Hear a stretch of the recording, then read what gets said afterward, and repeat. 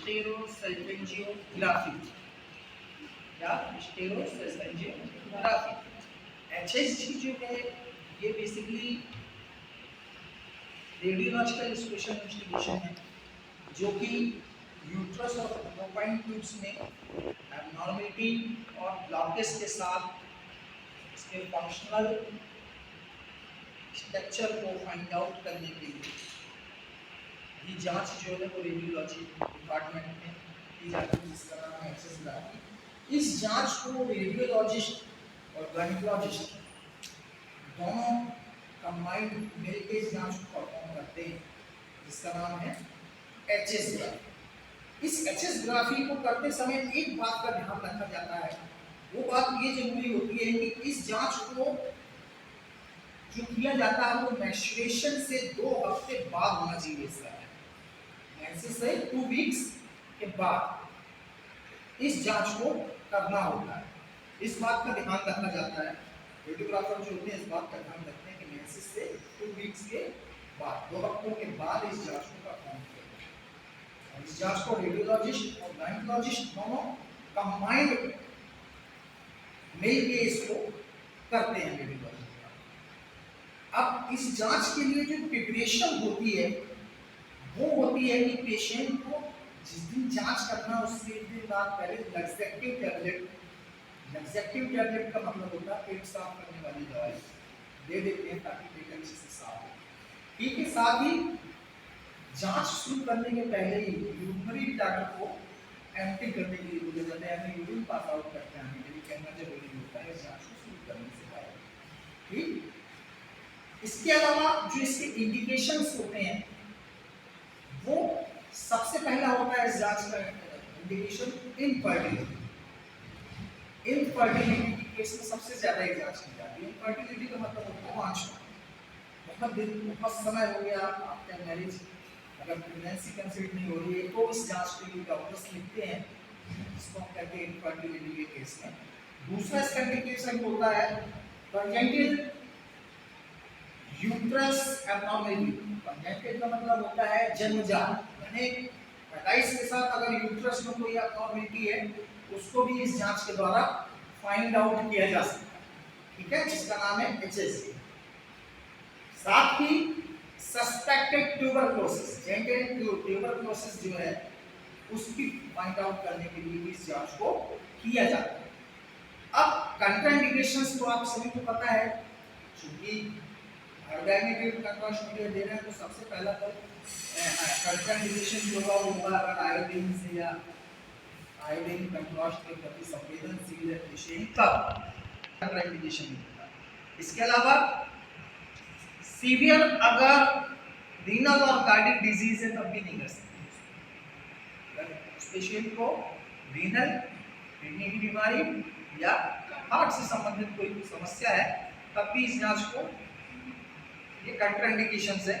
और साथ ही vaginal discharge अगर हो रहा हो तब भी इस जांच को नहीं कर सकते। ठीक है, अब आता है सबसे पहली बात, इसमें इक्विपमेंट कौन कौन से यूज होते हैं। तो सबसे पहला जो इम्पोर्टेंट इक्विपमेंट इसमें होता है वो होती है image intensifier fluoroscopy.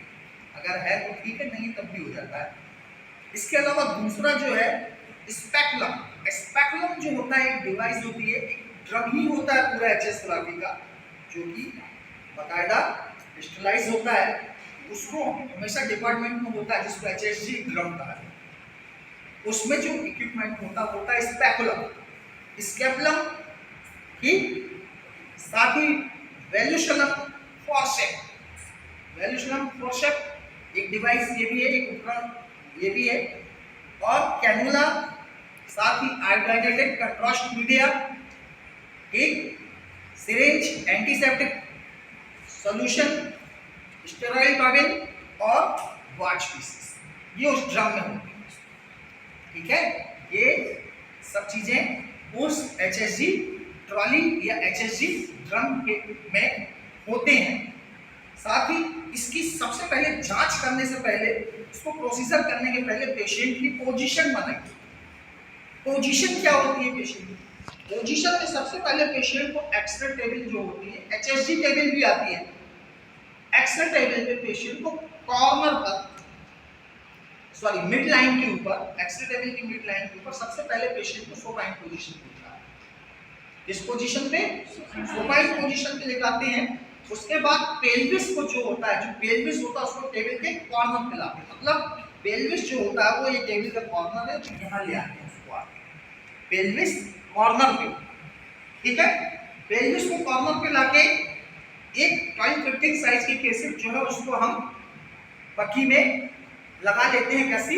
Cross wise, length wise नहीं, लैंडस्केप पोजीशन में क्रॉस वाइज हम उसको बकी में लगा लेते हैं, या उसको कहा जाए ट्रांसवर्स पोजीशन में लगा देते हैं। उसको हम लगा के तैयार रखते हैं। साथ ही सेंटरिंग जो करते हैं वो सेंटरिंग हम करके रखते हैं कहाँ?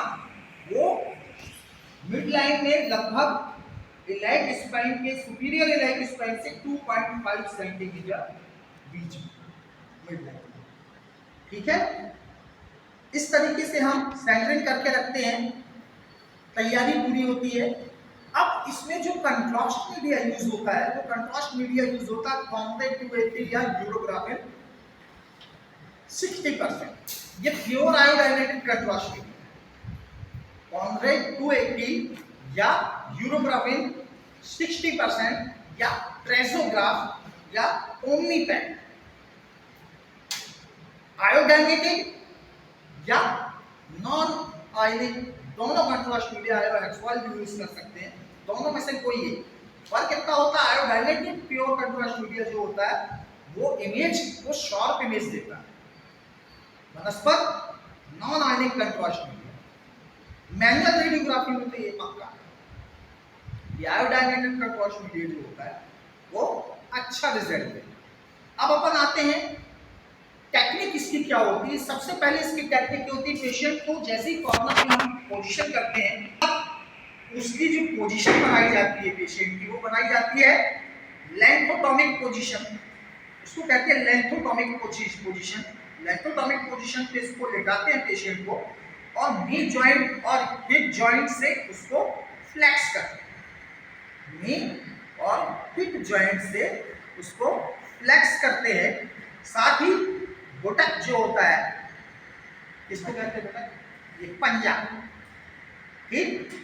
बुटक को सैंडबैग की हेल्प से ऊपर उठा, ठीक है, यानी ऐसे, ठीक। बुटक को सैंडबैग की हेल्प से ऊपर राइज करते हैं। पेशेंट को का जो लोअर एस्पेक्ट होता है, जहां पे हमको कंट्रास्ट इंजेक्ट करना, कहां पे करना, वेजाइना में, उसको हम एक आई टॉवेल, जो टॉवेल है, आई टॉवेल का मतलब ये होता है कि टॉवेल होती है, एक स्लाइस टॉवेल होती है जिसमें एक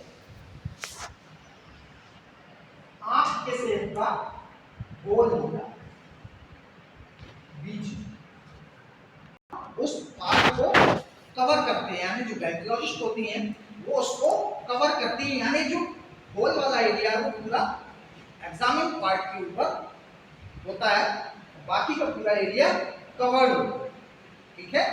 कवर्ड होने के बाद, इतना करने के बाद आई टॉवेल से कवर करते हैं जैसे, उसके बाद एक स्पेकुलम जो इंस्ट्रूमेंट है, जो डिवाइस है, जो उपकरण है, जो इक्विपमेंट है, स्पेकुलम, उससे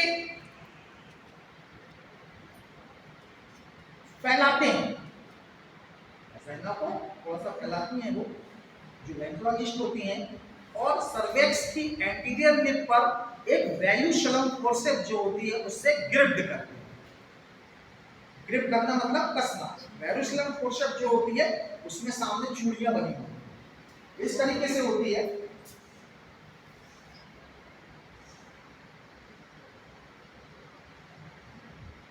उसमें ऐसी चूड़ियां बनती हैं, तो वैल्यूशलम फोर्सेप्स को ग्रिप्ड करते हैं। ग्रिप्ड करने के बाद ध्यान रखा जाता है कि ये जो ज्वाइंट होता है ये टोटली एयर टाइट होना चाहिए, एयर टाइट होना चाहिए, एयर नहीं होना चाहिए, ठीक है, एयर टाइट रहना चाहिए। ये जो ये ज्वाइंट जो है टोटली मूल रूप से एयर टाइट होता है। इसके बाद सिरिंज के अंदर कंट्रास्ट मीडिया जो होता है ये ध्यान रखा जाता है कि जब कंट्रास्ट मीडिया सिरिंज में लोड करते हैं तो उसमें एयर बबल्स भी ना हो। इंसर्ट करने के पहले जो सिरिंज में कंट्रास्ट मीडिया लोड किया गया है उसमें एयर बबल्स भी ना हो। इसमें प्योर कंट्रास्ट मीडिया नहीं, इसमें कंट्रास्ट मीडिया को नॉर्मल सलाइन के साथ भी मिला के यूज करते हैं। ट्रीटमेंट में कंट्रास्ट मीडिया, एक एम्पुल अगर कंट्रास्ट मीडिया तो साथ में नॉर्मल सलाइन को मिक्स कर लिया जाता है। तो कंट्रास्ट मीडिया जब सिरिंज में लोड करते हैं तो ये देखते हैं कि उसमें एयर बबल्स ना, ठीक है। सारे एयर बबल्स निकालने के बाद गायनेकोलॉजिस्ट जो होती हैं वो इस वेलुस्ट्रम फोर्सेप्स जो होगा उसकी टॉप पे लगा के उस कंट्रास्ट मीडिया को पुश करती हैं, ठीक है। तो जैसे ही वो पुश करती हैं, उनकी पुश करने के बाद या इंजेक्ट करने के बाद जब पहली फिल्म जो होती है वो जैसे ही पुश करती हैं वैसे ही होते हैं शूट, तो आपको शूट करना होता है। उसके बाद तुरंत एक दूसरी कैसेट लगा के जब वो पूरा कंट्रास्ट मीडिया यूट्रस से यूट्रस कैविटी और फिलोपाइन ट्यूब पूरा फुल हो जाता है, ठीक। यूट्रस कैविटी और फिलोपाइन ट्यूब पूरी तरीके से कंट्रास्ट से फुल हो जाता है, तब इस पोजीशन में रेडियोग्राफ लेने के लिए कहा जाता है सेम पोजीशन, ठीक है। सेम पोजीशन पे लिया जाता है। अगर फिलोपाइन ट्यूब में इस दौरान कोई एक अथवा दोनों दिखाई दे जाते हैं, दोनों साइड के फिलोपाइन ट्यूब्स दिखाई दे जा रहे हैं अगर इस स्थिति में, तो 45 मिनट लगभग 45 मिनट के बाद फिर एक फिल्म लेने का प्रावधान। 2 फिल्में यहाँ हुई और एक फिल्म जो है वो 45 मिनट के पश्चात ली जाती है। इससे पहले ये ध्यान रखा जाता है कि जांच करते समय जो प्रिपरेशन होती है उसमें पेशेंट को जांच के पहले पार्ट की प्रिपरेशन करके आना बहुत जरूरी है, ठीक है। पार्ट की प्रिपरेशन पेशेंट खुद करके आता है, उसको आपको सजेस्ट करना पड़ता है। पार्ट की प्रिपरेशन आप स्वयं करके आए, ठीक है। साथ ही इस जांच के हो जाने के बाद 4 स्पॉट फिल्म भी इसमें ली जाती है। कौन कौन सी होती है? पहली जो होती है वो अर्ली फिल्म फेज की होती है, शुरुआती फिल्म फेज जो होती है उसकी। दूसरा रेडियोग्राफ जो होता है यूट्रस जब फुल्ली फिल्ड हो जाता है, पूरी तरीके से यूट्रस भर जाता है तब। तीसरी फिल्म फिलोपाइन ट्यूब जब फिलिंग फेज में होता है तब। और चौथी फिल्म पेरिटोनियल स्पाइलेस फेज जो कहलाती है उसकी ली जाती है। वही जो मैं बता रहा हूँ 45 मिनट के बाद जो ली जाती है। इस तरीके से ये एचएसग्राफी जो है ये कंप्लीट होती है। साथ ही प्रोसीजर के कंप्लीट हो जाने के बाद जो कैनुला जो है, जो इंसर्ट है कैनुला, उसको गायनेकोलॉजिस्ट बाहर निकाल लेते हैं और साथ ही एंटीबायोटिक भी देते हैं। कई बार क्या होता है इस जांच के पहले डॉक्टर्स प्रिकॉशन के तौर पे जो एट्रोपिन इंजेक्शन होती है, जितनी डोज लगती है उसके हिसाब से दे देते हैं ताकि उसको दर्द महसूस ना हो, तकलीफ महसूस ना हो। तो एट्रोपिन इंजेक्शन भी वो अपने हिसाब से डोज बना के दे दिया जाता है प्रिकॉशन के तौर पे, ठीक है। अब जब इन्वेस्टिगेशन खत्म हो जाता है तो कुछ कॉम्प्लिकेशंस भी हो सकती हैं पेशेंट। कॉम्प्लिकेशंस क्या हो सकती हैं? यूट्रस में पेन है, जैसे जांच खत्म होने के बाद यूट्रस में पेन हो सकता है, इन्फेक्शन की भी संभावनाएं होती हैं थोड़ी सी, साथ ही ब्लीडिंग भी हो सकती है और यूट्रेन परफोरेशन की भी चांसेस होते हैं जो कि नाक के बराबर होते हैं, लेकिन हमें पता होना चाहिए कि ये कॉम्प्लिकेशंस हो सकते हैं, ठीक। इस तरीके से ये छोटा सा इन्वेस्टिगेशन होता है एचएसग्राफी, लगभग 1 घंटे 1 घंटे में कंप्लीट हो जाता है, ठीक, जिसका नाम है एचएसग्राफी।